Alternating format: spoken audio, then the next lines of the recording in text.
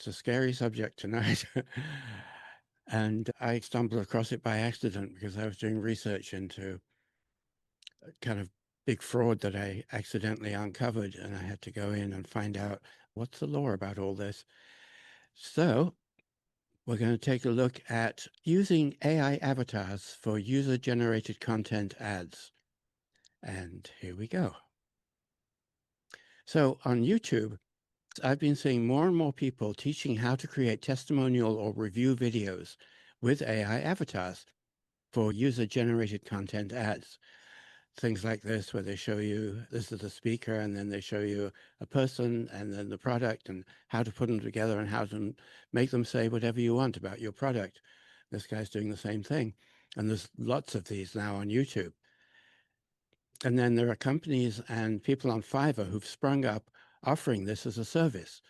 As you can see here, I'll do AI ads, AI UGC ads, AI realistic avatar for product and business, realistic AI avatar UGC videos, etc., charging all sorts of different amounts.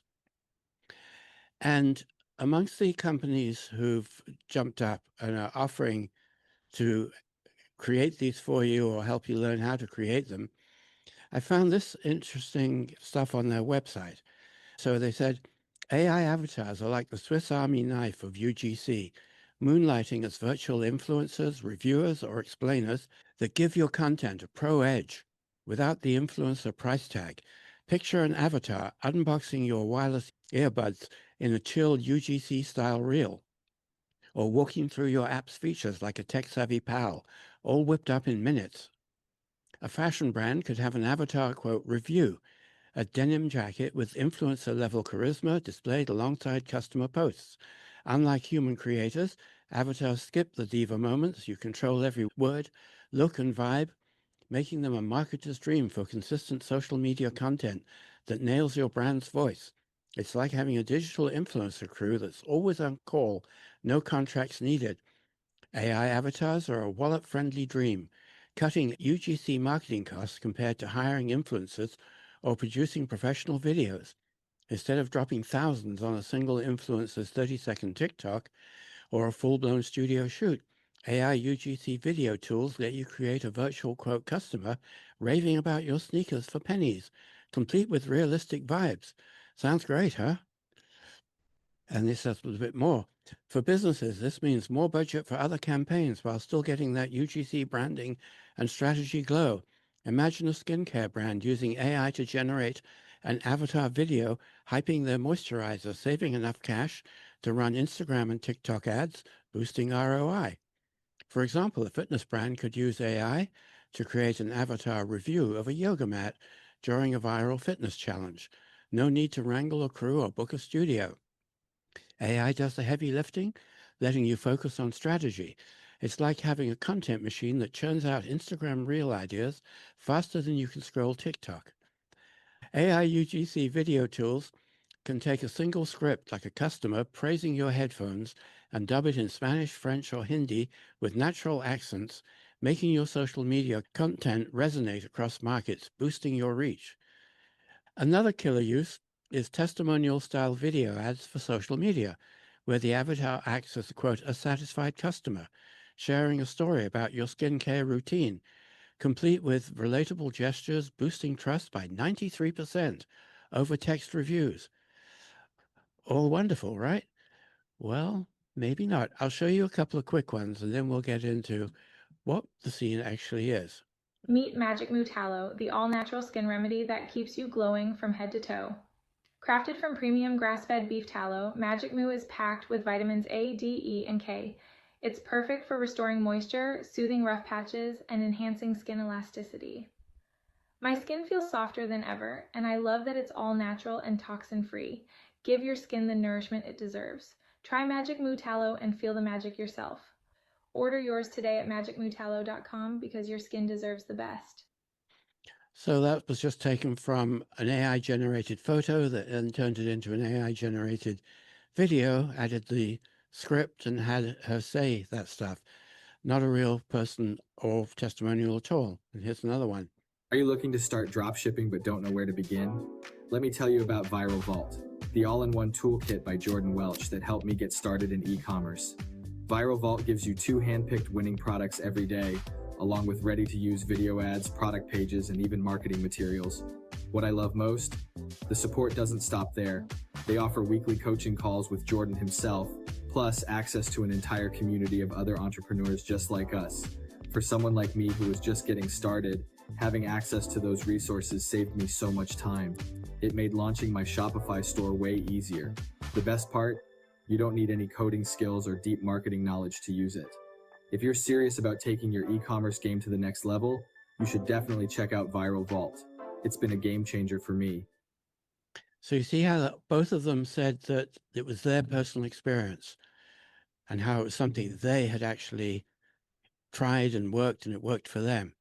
And it was all lies.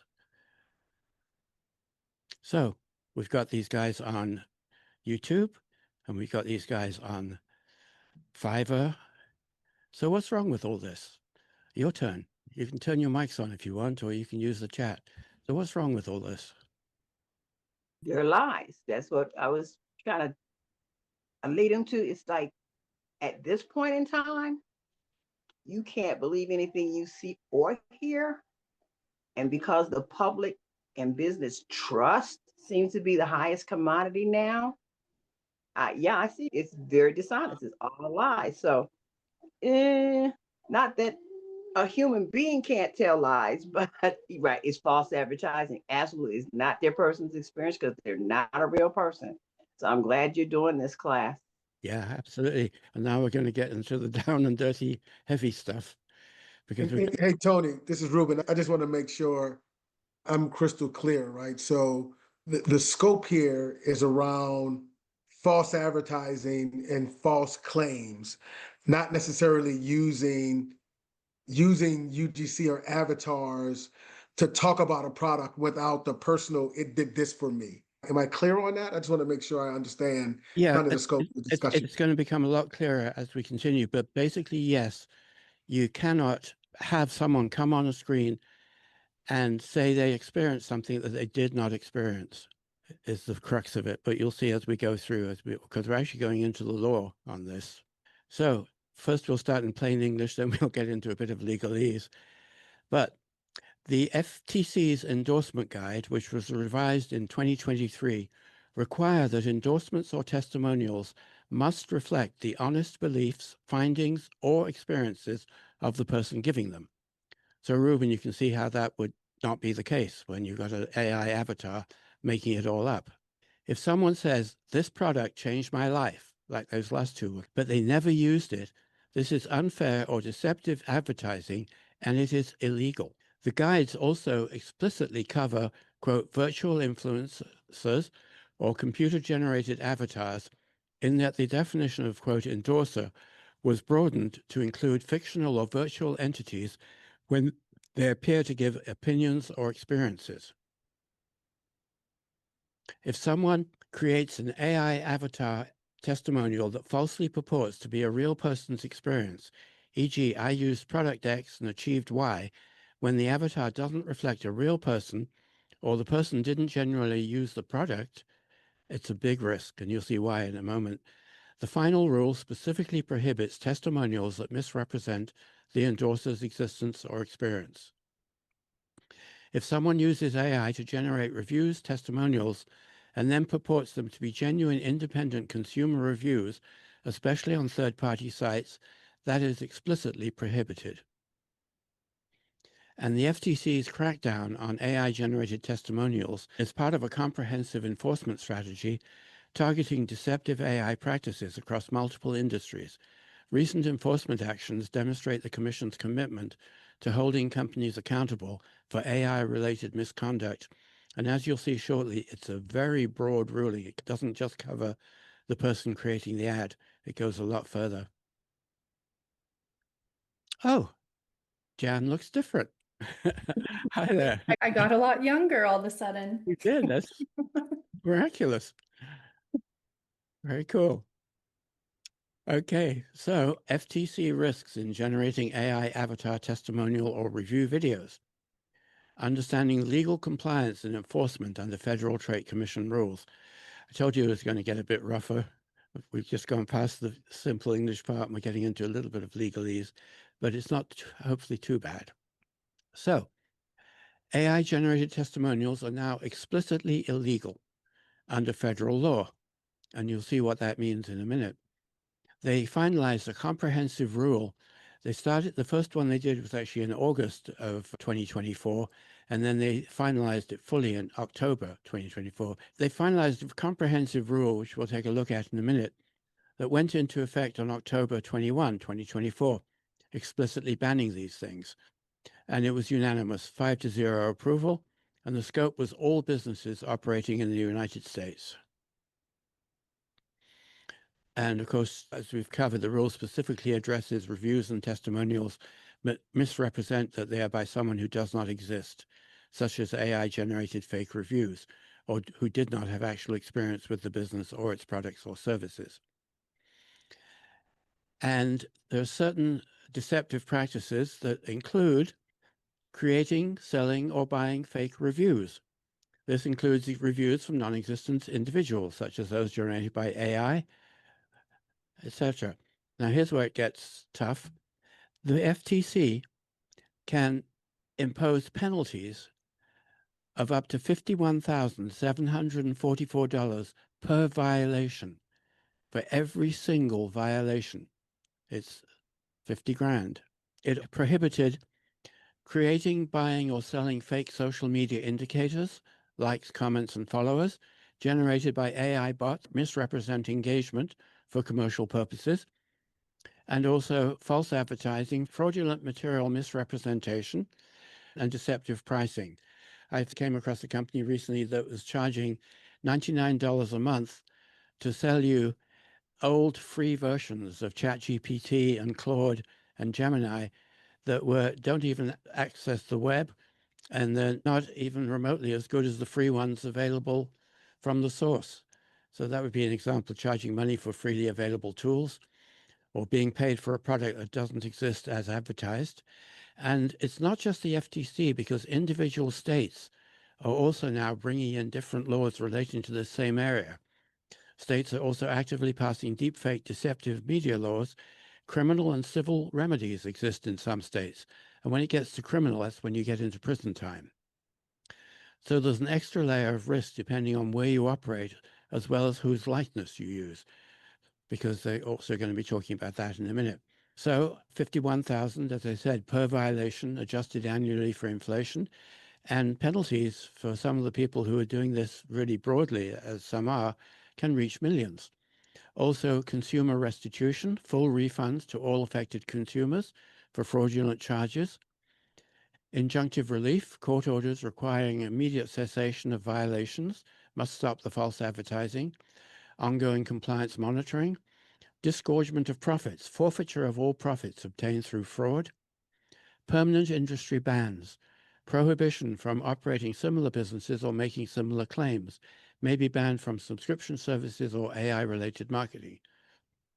Criminal referral. For egregious cases involving wire fraud or mail fraud, the FTC can refer to the Department of Justice for criminal prosecution, potential prison time, and additional fines. So here it shows 51,000 per violation. You make 100 of these AI avatar testimonial videos, and because they're so easy and quick to make, especially since Sora 2 came out, there are people going out doing just dozens and dozens. But look at this, 100 of those, you're in for 5 million. Just for those, not including all the other penalties. Like legal defense fees can exceed hundreds of thousands of dollars. Consumers can bring legal action for harm suffered. Competitors can file lawsuits for damages from false advertising, reputational damage leading to lost business and market share. I mean, it's pretty wild stuff. And the thing is that all these sites, these websites, and people on Fiverr who are saying, hey, we can do this for you, or we can teach you how to do it, or you can do it. None of them mention any of the risks. And yet they themselves, as you'll see in a moment, are also hugely at risk. So here's the writer case, which started a precedent in December for selling a service that allowed users to generate false and deceptive product reviews. So here's actually one of those services that we're talking about that's helping people do this. And so they were permanently banned from selling any review generation service, complete business prohibition. The precedent that was established was AI tool providers face direct liability. That's the providers, not just the users. And not just users, but enablers are targeted now as well. Liability exists throughout the supply chain. So the FTC will pursue not only businesses that use AI to generate fake reviews, but also the companies that provide the AI tools enabling this conduct. This creates liability throughout the entire supply chain. And it's actually more than that. You'll see in a moment. So why AI avatar testimonials are particularly problematic? Because there's three core legal violations, and that's the actual rule that's being violated. One, misrepresents that the reviewer exists. The AI avatar appears to be a real person, but is entirely fabricated. Two, misrepresents that the person used or had experience. The non-existent person could not have used the product. Three, misrepresents the experience itself. Any experience described is entirely fictional. And why the video format increases the risk to the user is because there's a higher credibility perception because consumers trust video testimonials more than text reviews. Emotional manipulation, facial expressions, and voice inflection create false authenticity. And a lot of these companies are saying one of the great things about them is they are so authentic, so real, such great inflections, such great facial expressions. Well, not so great. Difficult to detect. Advanced AI avatars are increasingly realistic and hard to identify, although that's starting to get easier. Greater deception impact. Video format makes the deception more convincing and harmful. The FTC applies a new or should have known standard. Any reasonable business should understand that the person in the video doesn't exist, the testimonial is fabricated, and consumers are being deceived. Companies cannot claim ignorance as a defense. So they've thought this through a lot. Now, remember I mentioned there's quite a bit to the chain that get affected by this. So it's businesses using AI tool testimonials for disseminating fake testimonials cannot claim ignorance. And that's a tough one because so many of these people don't know that they're breaking the law, but they cannot claim ignorance. So they better get educated quick. AI tool providers, companies creating or selling AI avatar tools can be permanently banned. Advertising agencies, liable for creating campaigns using AI avatars, no client immunity. What if an ad agency, big or small, has someone on staff who doesn't know that this is all heavily illegal and very fine producing and even possibly prison sentences? They're just as liable, unfortunately. Public relations firms, review brokers, reputation management companies, influencers as businesses, professional influencers liable if they lie about product use or experience. Service providers. Yeah, any party facilitating fake testimonial creation or distribution. So these laws are very broad and very powerful. So the key principle here is there's no just following orders defense. It does not recognize this. Each party in the chain has an independent obligation to ensure compliance. Contractual relationships or vendor agreements do not transfer or eliminate liability. Companies must conduct due diligence on all vendors, agencies, and service providers involved in testimonial creation and distribution. And the thing that's pretty wild here, it's like Jam, for instance, you created one recently, and you have, before you knew all this, of course, but you created one and you have tremendously in-depth knowledge of AI, right? And you didn't know this. Think about all the other people out there who are being told, this is the greatest thing to do. It'll make you millions. Wonderful. They have no clue that they're setting themselves up to be. That's what I was just thinking about. Like, they're not only setting themselves up, but it's being promoted everywhere to do this. So it seems like the FTC could just go out with a fishing net right now and go after people if they wanted. but there needs to be, like, I'm very happy you're doing this, but there needs to be education around the policy and governance around what we need to do as individuals and small businesses with AI. So this is Right. crazy. Good. Yeah, that's coming. Yeah. I'm going to be showing some slides on what we can do and also what we should do. Okay, so why are people doing this? If it's all illegal and dangerous as it is, well, this is what Manos said about that. The reason many people are still creating them is due to the rapid advancement of AI technology, not being informed of the laws and the risks, the potential for short-term profit, that's one of the major ones why a lot of the people are doing it, and the current difficulty in consistently identifying fake AI-generated content. However, these companies face significant legal risks, including hefty fines and lawsuits. The FTC is taking fake user-generated UGC ads, including those potentially created by tools like Sora 2, very seriously. Dr. Sue Melnick says, when were the laws passed which make it illegal? August and October 2024. There was an earlier one in 2023, but the final rulings were August and October 2024. So some practical guardrails. Obviously, don't fabricate customer experiences or identities, including AI customers. If your AI avatar could be mistaken for real, state conspicuously that it is an AI. Of course, don't buy or sell reviews or pay for, quote, positive-only reviews.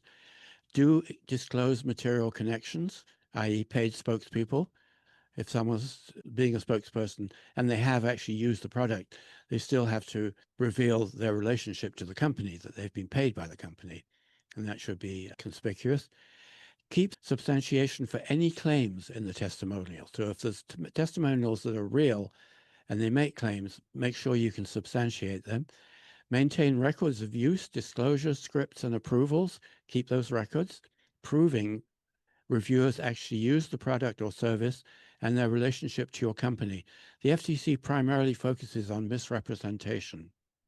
So what can you legally do with AI avatars? Well, you can use AI avatars for fictional or illustrative content with a clear label. Example, a short ad that uses an AI avatar to illustrate a customer scenario is okay if it's clearly labeled actor/AI avatar used for illustrative purposes, not a real customer. Make sense? Okay. Or using stylized or obviously fictional avatars, cartoon, heavily stylized, like this one in the bottom right. Generic characters where there's no implication or confusion that they are real people or real customer experiences, less risk of misleading customers or consumers. Obtain explicit consent for somebody's likeness or voice before cloning or recreating them. As you probably know from other seminars that Jam and I have done, Sora 2 has recently given you the ability that people are able to just put their likeness out into the world for other people to use in AI-generated content. So in that instance, they've already given their permission. But if they haven't, you have to obtain explicit consent for using someone's likeness or voice before cloning or recreating them. If you want to recreate a real person, including public figures, of course, you must have their permission. Many state laws and privacy publicity rules apply. So how to use AI avatars? If content is synthetic, label it clearly and conspicuously in the same medium. E.g., on a video, overlay at the top of a post or in the ad copy, AI-generated avatar, illustrative only. Small buried disclaimers are not enough. It's got to be really conspicuous and visible. Put the disclosure where people will read it without clicking more. For video, show an on-screen label for the whole duration. For posts, put the disclosure at the top. Keep records showing whether a testimonial is real, who created an avatar, consent forms, and any payments. Useful evidence if challenged. And here, train marketing teams and agencies on these rules. And enforcement action can name third parties assist in creating or distributing fake reviews. Jam says, what if it's an avatar of yourself? Well, that's different because you're not pretending to be someone else. And you're probably not going to be doing a fake review, right? You should read the rest because it's about lying about your looks. What? I said, should I have it say underneath? In real life, I look 5 years older and more tired, just to keep it honest. I just think we should dive into the honesty part. But hey, Tony, just to that point, right? That's funny, but to this point, whether you're using yourself or using another avatar, even with the disclaimers, the real message is around false advertising. Yeah, Avatar or not, right? I just want to make sure we're all on the same page and I'm reading this the right way. It's really about the false advertising is where the fines and the risk is. Yeah, any kind of misrepresentation, whether you're misrepresenting who the person is, what they have or haven't experienced, what they're saying, their relationship to you, anything that's a misrepresentation. Make sense? Absolutely. Thank you. You're welcome. I think the misrepresentation started occurring when filters started coming into play anyway. That's true. Very true. Yeah. Okay. So what are some legitimate alternatives to AI avatar testimonials? Obviously, authentic customer testimonials, of course. Disclosed actor portrayals. Hire actors for hypothetical scenarios with clear disclosure, actor portrayal or dramatization. Case studies with real clients. User-generated content, real customers, real users sharing their content voluntarily, not AI-generated, user-generated content. Expert endorsements, work with credentialed experts who genuinely use your product and disclose material connections. Present aggregate data from customer surveys with accurate representative methodology. Demonstration videos show the actual product use and features with real employees or actors who are disclosed as actors. Before and after results. Show genuine results from real customers with proper disclaimers about typical outcomes. And the key principle is honesty and transparency. Marketing can be creative and persuasive, but it cannot deceive consumers about the source, authenticity, or nature of testimonials and reviews. So it's pretty straightforward. It's just, unfortunately, pretty tough. So the key 5 critical imperatives on what we've covered tonight. AI avatar testimonials are illegal, with no exceptions. The FTC rule explicitly prohibits reviews and testimonials by people who do not exist. It sounds so strange to have to even be saying that. It's really weird. It's weird. Yeah. There are no safe harbors or workarounds. 2, penalties are severe and multiply quickly at $51,744 per violation. Even modest use can result in millions of dollars in civil penalties plus legal fees, other fees, and reputational damage. 3, liability extends throughout the supply chain. AI tool providers, advertising agencies, PR firms, and all intermediaries face independent compliance obligations and potential enforcement. 4, legitimate alternatives exist and are effective. Authentic customer testimonials, disclosed actor portrayals, case studies, expert endorsements provide compliant marketing options. And 5, compliance requires proactive actions. Passive awareness is insufficient. Organizations must audit current practices, cease violations, train staff, and implement verification procedures immediately. Final recommendation and final slide before we go into questions. Organizations must immediately audit all marketing materials for AI-generated testimonials and reviews, cease any prohibited practices, and implement comprehensive compliance programs. The FTC has demonstrated its commitments to aggressive enforcement. Yes, there's been quite a number of landmark cases, and the financial and reputational risks of non-compliance are substantial. Audit all materials, cease violations, implement compliance, and protect your organization. So there's a bunch of questions in the chat, so I'll get to them first, and then we can go into microphone or other chat questions. So let me run back the chat and see what I can find. Or do you want to take over that, Jam? And Yeah, yeah. There's a lot more comments than questions, I'm thinking. okay. Let's see here. Well, starting at the bottom, and then I'll go back up. But Dr. Sue said, what if the reviewer video was posted before October 2024? Can we trust Amazon reviews, for example? So, what do you think about that? Well, I'm pretty skeptical of Amazon reviews, no matter what the date. Yeah, I am too. I was thinking about that question, and a year ago, right now, is when they implemented the law, and the avatar videos were nowhere as realistic as they are now. So I feel like you'd be able to tell. Whereas now with the Sora videos, you 100% can't tell what's real and what's not. Right. So I would trust older reviews myself, Good. Good. personally. I had a thought about real estate, and it's not necessarily lying, but I saw it on the news yesterday actually when I was stuck at the airport. There was people were upset because their realtors were using AI to stage the homes and make the homes look a lot better than they did. And so it's one thing to do like furniture, but there was also realtors using paint and changing the paint colors. So what do you think of that? I don't know. I guess it's not illegal, or is it? Does it come under misrepresentation? I don't know. Ruben, you're a real estate agent, right? Have you seen that at all? Maybe he left. No, I am not in real estate. Oh, I'm sorry. No, you're okay. Okay. That would be like using me as an AI agent, an avatar, to answer that question. I don't know why I thought you were in real estate. I'm just No, putting all good. your picture makes you look like you could sell a house, so I don't know. I'm flattered. Thank you.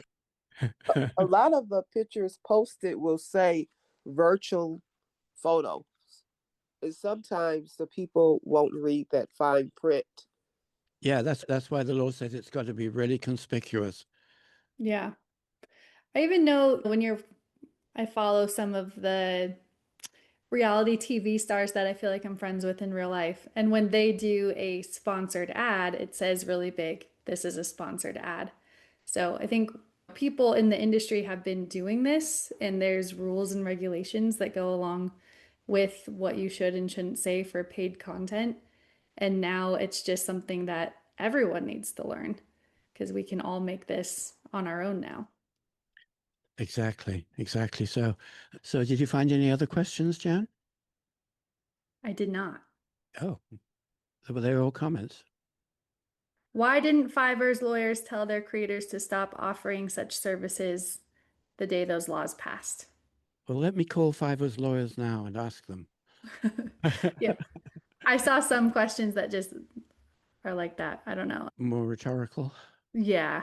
But if anyone has questions they want to talk through, feel free to take your mute off, join in. Well, I have one. I'm sorry I'm late and I caught the end of it. My calendars are too, I gotta do better. Okay. Anyway, when it comes to well, I guess my question is, I did what I was just down to on Sora. They were using Mr. Rogers. And when I was uploading to Facebook, it was checking for copyrights, right? I mean, every time I upload a video, that's what it does. At least it did. And it let me pass. And so I'm wondering what's really going on with that. And then when I first started using Sora, I was trying to use Betty Davis or somebody, and they just flat out said, no, content violations. And then people are making fun of the content violations on Sora as well. It was making me mad. I'm going like, but people are violating it all the time. And so now I won't be doing it anymore. But it was just finally, I was able to get through to figure it out. It wouldn't even let me use my own for a while. It was just, I guess it had to get used to me. But Yeah. Well, more and more So- states are coming out with regulations now where you can't do that at all anymore. right, okay. If the person hasn't given his permission, and if they're cracking down on all these videos that have taken Martin Luther King or Yeah. or other famous people who are John F. Kennedy. exactly people who are dead and who can't fight back, and they're putting them in the bizarre and embarrassing situations, and Oh, different yeah. states cracking down on that and making that Okay. illegal. Well, I was just trying to do a likeness of Dr. Brian. I can't even remember his name from Back to the Future. That was the first one I was trying, and they wouldn't let me touch him because of, I guess, franchise Yeah, laws or whatever. But maybe Mr. Rogers is in the public domain because it's so long ago. he may be. But they probably have stopped that. I didn't see any the last time I went, so things change overnight. But I was just concerned about that. Oh, I know what. There was another one. If you don't mind, if nobody else has a question. I got one. Okay, I'll come back. Oh, I apologize. Just curious on your opinion, Tony and Jam. Will this put, in general, the avatar AR business, AR companies out of business? Well, the ones who are trying to get you to create fake reviews and fake testimonials, probably yes. Might not be immediate, but that's the kind of thing that the FTC is going after. I'm sure that the agencies and those creators, they'll have to remarket and redo their content and say, we're creating avatars for educational purposes only, or they'll find ways to follow the rules. But I think the first thing is getting those rules in front of those people, and then they have to make changes. Yep, exactly. Yeah, true, but according to the rules, what Tony said, I'm assuming that if somebody misuses it without the the avatars companies knowing about it, the avatar companies are still liable. Yeah, if they facilitated it, they are. Yeah. Also, just an interesting concept of black and white and right and wrong when it comes to this new technology. Because I have to say, I'm guilty. When I first saw the nano banana stuff, I was like, oh my gosh, this is going to be so cool for, I don't do TikTok shop, but I know TikTok shop people, they have to buy the product and then they'll hold the product and do videos and pictures promoting that product. And I was like, oh, this is so cool. This is a whole new way for them to not have to buy it. They could still promote it. The more we learn about this, the more I'm like, oh, okay, that's a lie. They're promoting the product because of the money they'll make, not if it works or not, or what they really think about it. So Exactly so. it's just a reframing of what's right and wrong in AI. Yeah. So by the same token, I create avatars for my clients. That's right, but they're not really selling them, and they're just saying, well, it is like a testimonial because they're saying how wonderful the product is and all that. And so, because I created an avatar, that's not the same thing? I mean, am I violating a principle here? I mean, it's confusing. Well, did you recommend to these clients that they should make testimonials using those avatars? No, I create them for them. Started like just a way to promote a supplier.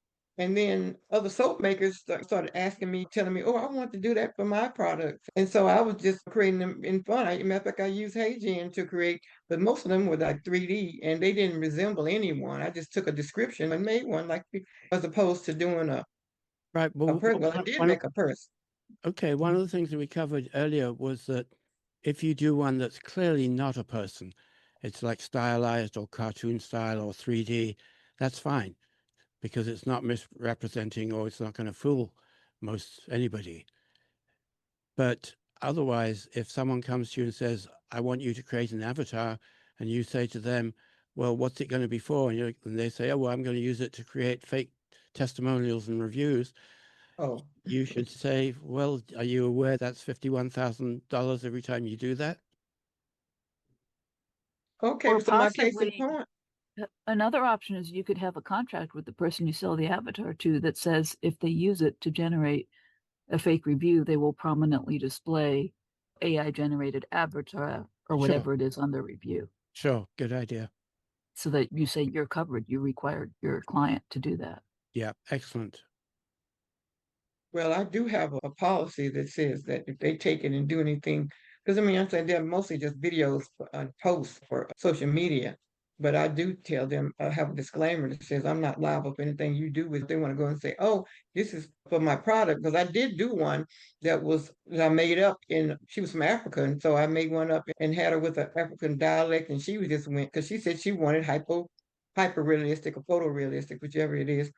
And it did that. And she was thoroughly impressed. So now am I in the, and I'm sorry I'm late, but am I in the hot water because I did that? Because she wants all her avatars like that, I think. Jam, you're going to be posting the replay, right? I am, yes. I'll be posting it in the classroom. Good, because there's a bunch of stuff that you should check, Jacqueline. Yeah. Yeah. Okay, I'll check it. Maybe rewatch it and then take notes, because it seems like a fine line for some of these examples. Yeah. Also, Jam, would it help if I gave you the slides and you made them available? Yeah, that would be great. Yeah, that would probably do better for me, and I could go over them, because I'm really sorry. I was not intending to miss this one. I think you're smart in being concerned about that, Jacqueline, because it sounds like the kind of thing that just a disclaimer might not cover. It sounds like the kind of thing that once the FTC passed that law in October 2024, a general disclaimer might not cover it, but possibly a requirement. I'm not a lawyer, but possibly a requirement, explicit requirement that says you're going to prominently display AI-generated avatar if you use it for your clients. Maybe that could cover it. I don't know. I think it would. Well, I spoke to a lawyer. That's why I use it, because there was a danger of people mishandling and misrepresenting after the fact. And I didn't realize that that was such a thing. And so that's why I have it on there. Just so okay, this is what I'm doing for you for this purpose. And anything you do after that, I'm not responsible for. Yeah, I mean, people have been faking reviews and faking members and faking the Amazon product reviews for a long time. And unfortunately, AI is making it easier for those people who have already been doing that. So, not to mention Wall Street. Yeah.